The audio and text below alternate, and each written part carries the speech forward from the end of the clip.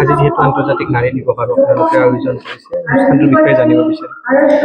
আচলতে আমাৰ যি নিবাস সেয়া হৈছে আমাৰ গোটেই কেম্পাছতে এটাই ৰিচাৰ্চ স্কলাৰ গাৰ্লছ হোষ্টেল আছে গুৱাহাটী বিশ্ববিদ্যালয়ত, আৰু সেই হোষ্টেলৰ পৰা বা সেই আৱাসৰ পৰা পোনপ্ৰথমবাৰৰ বাবে আমি আন্তৰ্জাতিক নাৰী দিৱস উদযাপন কৰিছোঁ।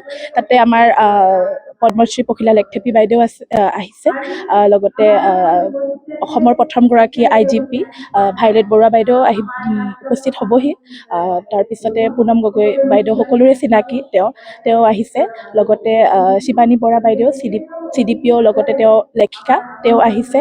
আৰু আমাৰ উইং কামাণ্ডাৰ দেৱী প্ৰসাদ ছাৰ আহিছে, আৰু জ্যেষ্ঠ সাংবাদিক সংঘমিত্ৰা বৰুৱা বাইদেউ আহিছে।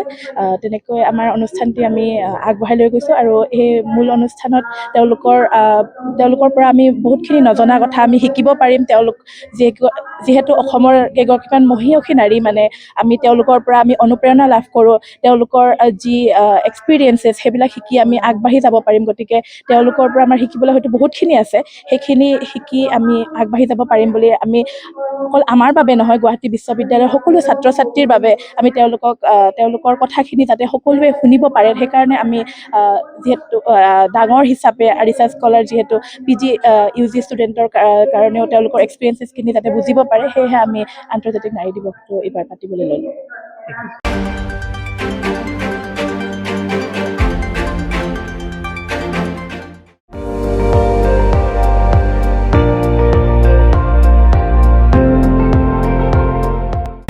আপুনি চাই আছে ND24, সৰ্বশ্ৰেষ্ঠ নহয় সৰ্বোত্তমৰ দৌৰত।